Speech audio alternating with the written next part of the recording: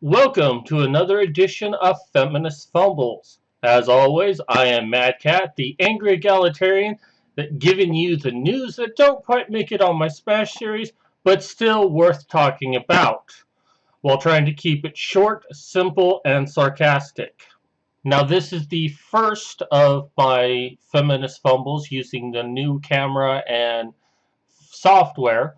I'm hoping to make this a permanent thing for the Feminist Fumble series, as these will now be pre-recorded and no longer live.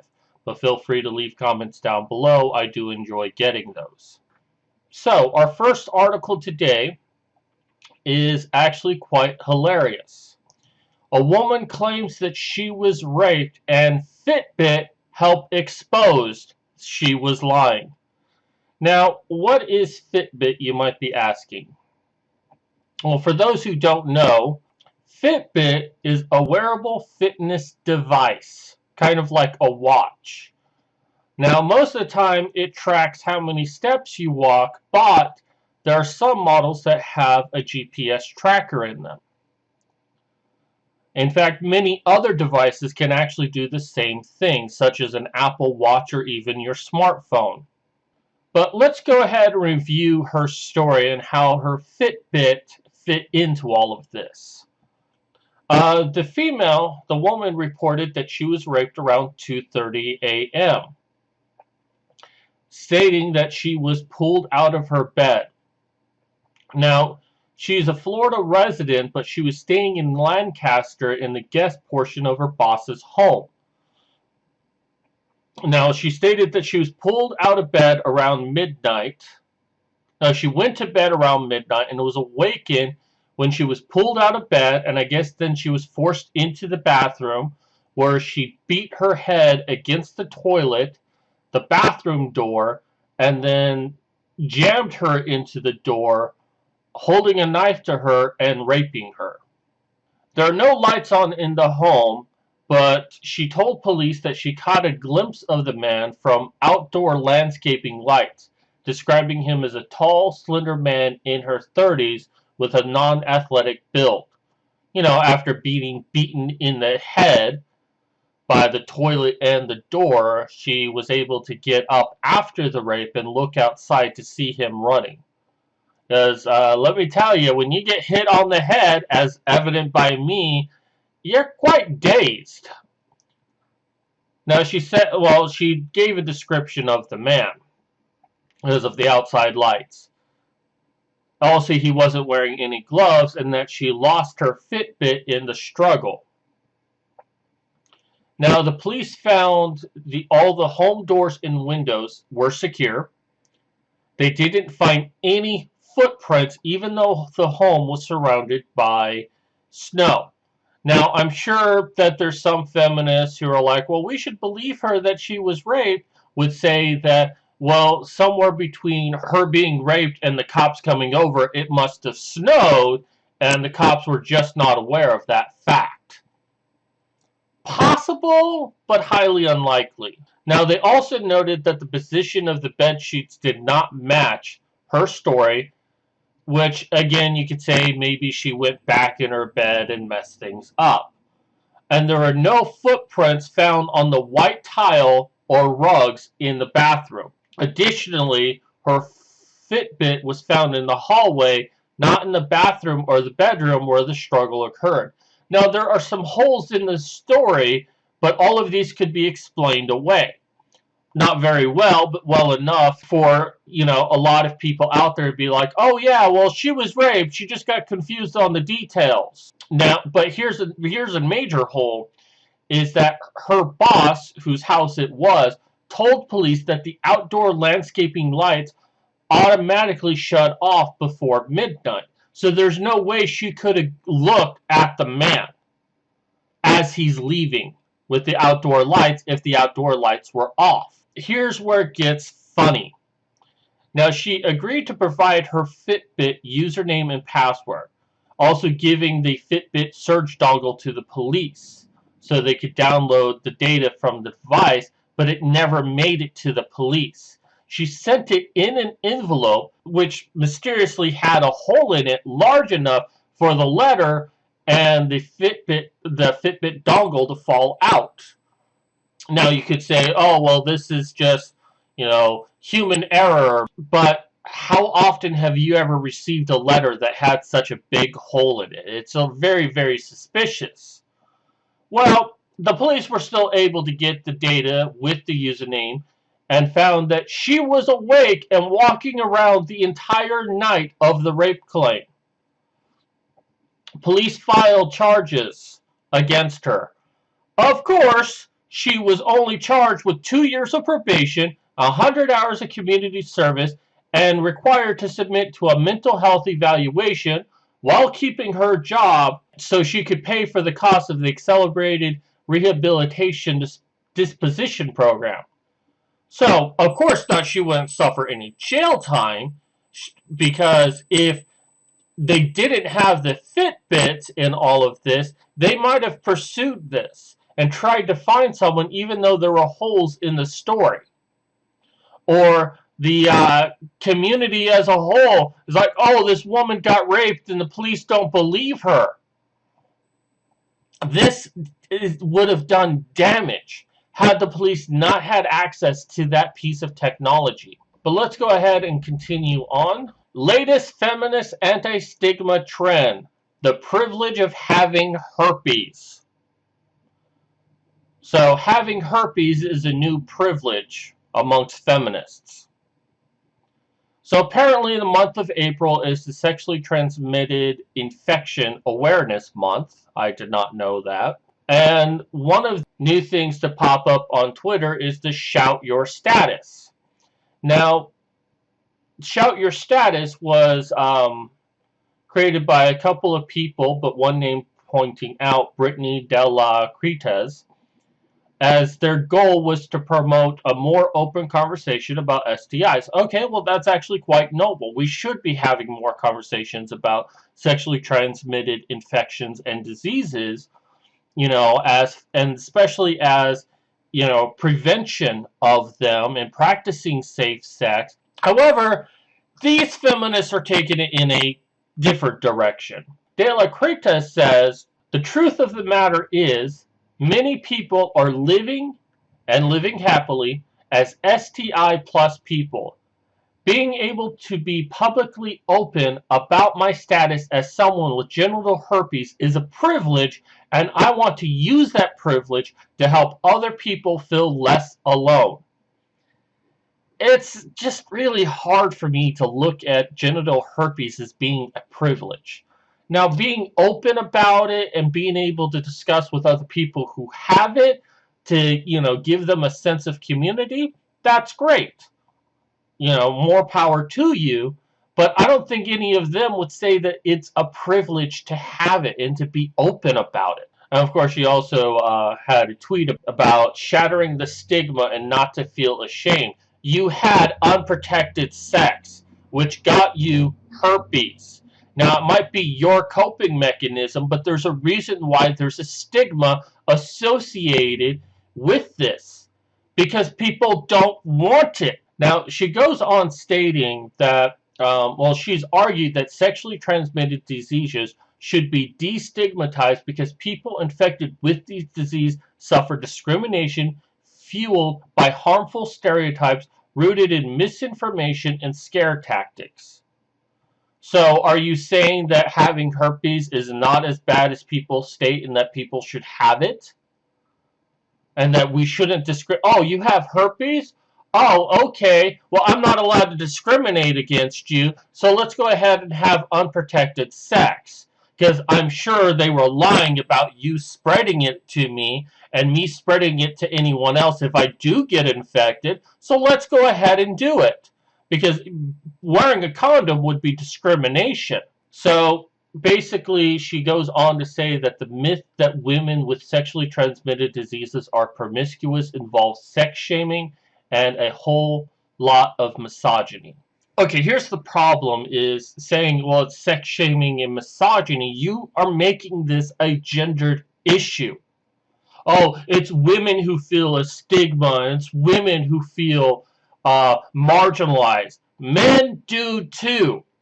If a woman finds out that a man has herpes, she probably doesn't want to be around him. But it's okay to marginalize men so long as we don't do it to women. That's what you're saying.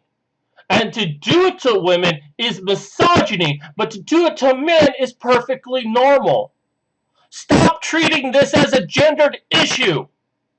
If there's any sort of stigma with STDs and STIs, which there are, it would be for both men and women.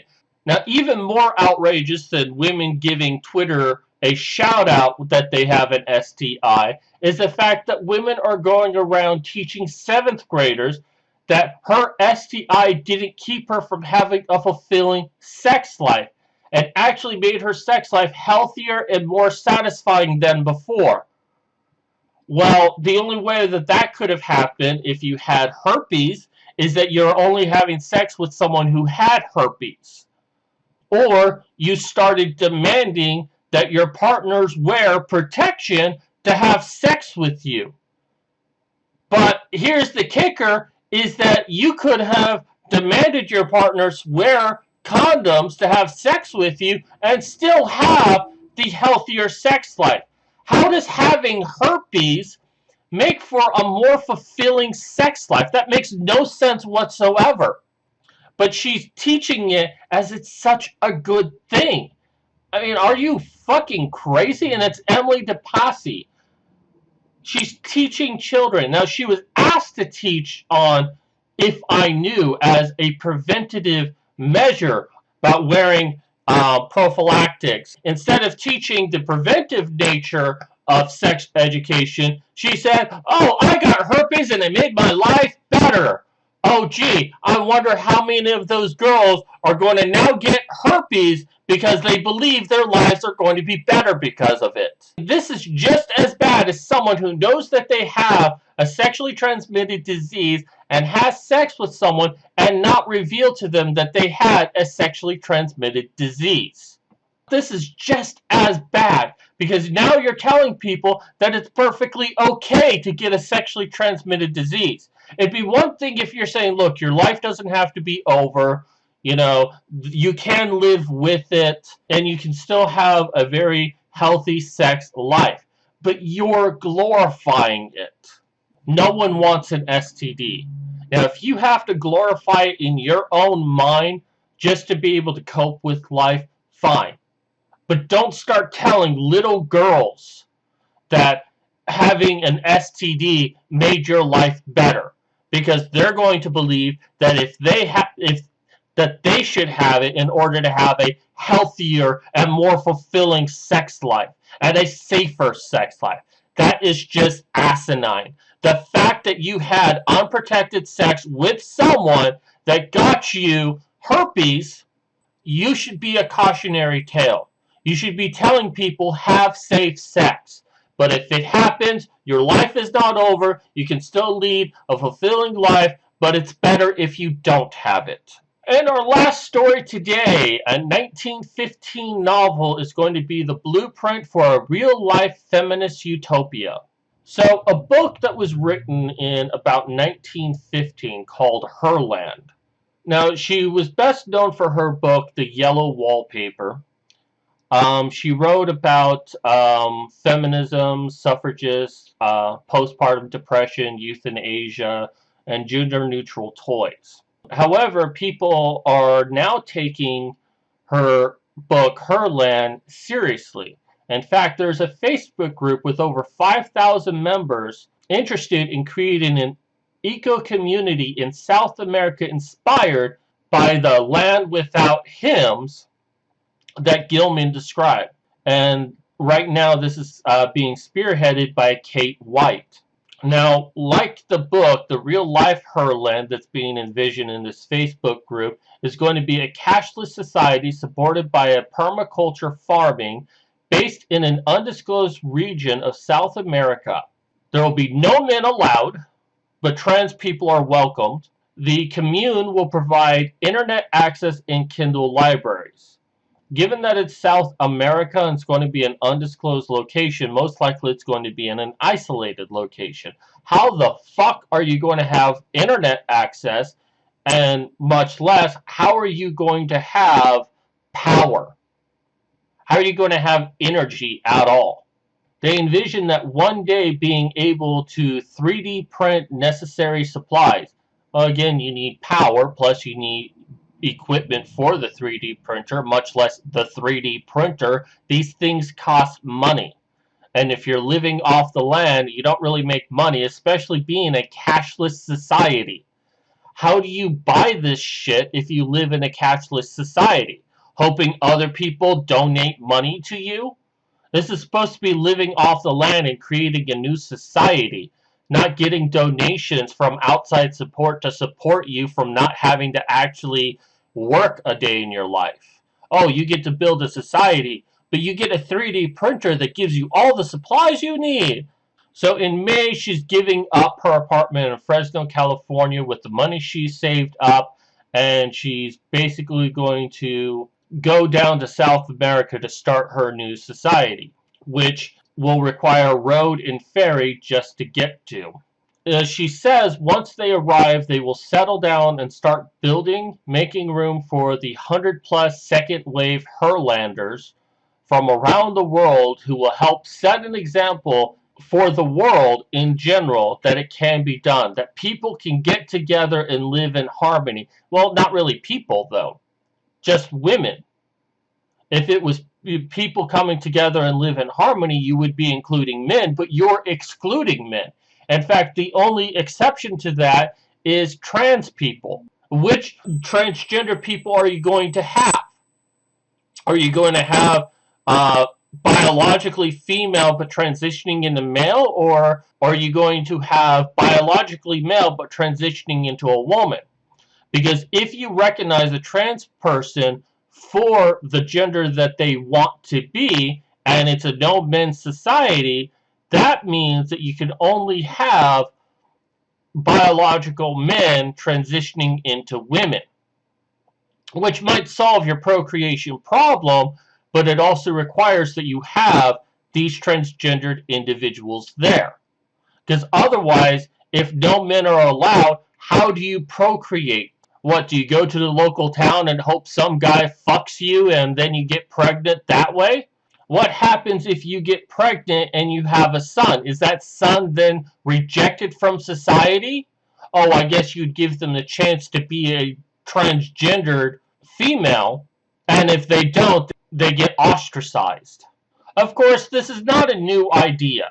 This has been around from the 70s and the 80s with communities known as women's land that sprang up through the rural US and Canada, inspired by the women's liberation movement. And as successful as these once were, very few people now live within them, most having no residence or a single residence. Probably the biggest one only has 5 residents since that time. However, Kate White feels that not much has changed since 1979, that the man is still the man. And as she says, for every step we fight to go forward, women get pushed back further. There's only so much freedom that they will allow us to have. What freedom do you think you don't have in America? Please tell me that you're being pushed back further. Further than what? You still have the right to vote. You still have access to abortions. You still have so many rights. So what rights do you think that you will get in a feminist-only society that you will not get in a modern society? Because right now, from where I'm sitting, women have a vast majority of the rights, and men are the ones who are needing help. I will say that having it be women only can be very challenging. I'm struggling with how it limits my ability to have male visitors here. It's a lot like being in a marriage, quite frankly. Well, let's see. There's this invention called a vibrator. Oh, wait, that requires power. You could use a dildo, And if you didn't bring one with you, I'm sure you could get a rock and smooth it over and shove it in your vagina. Just be sure to clean it first. You don't want to get an infection. Or, I don't know, here's a crazy idea. If it's a woman-only society, how about you become a lesbian? Now, the book describes that her land lasted for 2,000 years. Yeah, there's no way it can last 2,000 years unless the women lived for 2,000 years. How do you propagate the society? But more than that, I don't even think it'll make it one generation.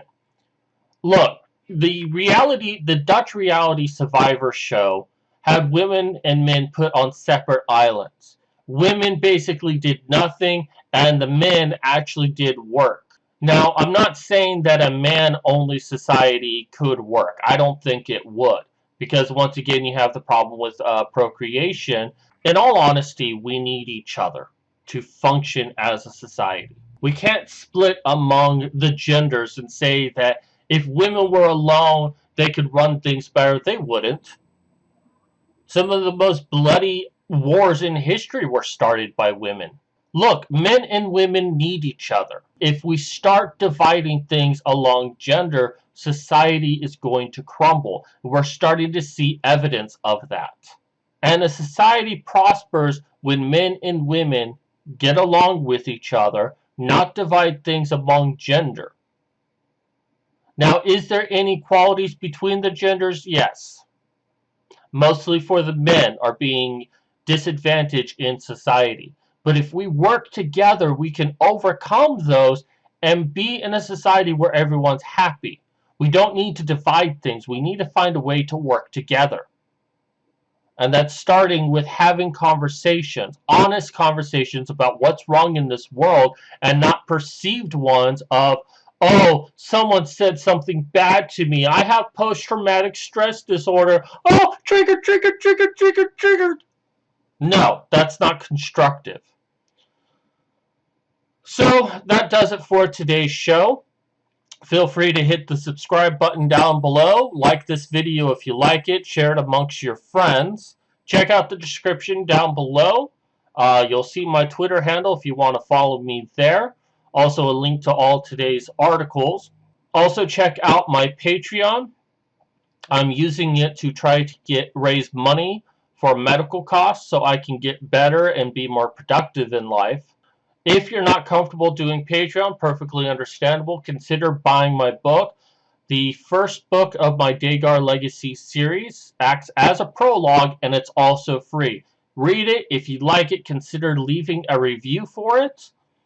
If you really like it, consider buying the book that comes directly after that, and it only costs $2.99.